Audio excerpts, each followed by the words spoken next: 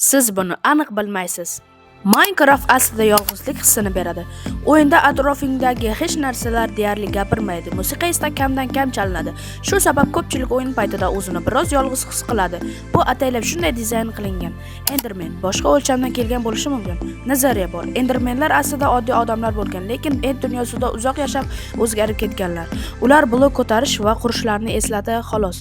Creeper tasodifan yaratilgan. Creeper aslida xato tufayli paydo bo'lgan. Markus Persson cho'chqa modelini noto'g'ri kod qilgan va natijada Creeper chiqqan. Void haqiqiy qo'rqinchli joy.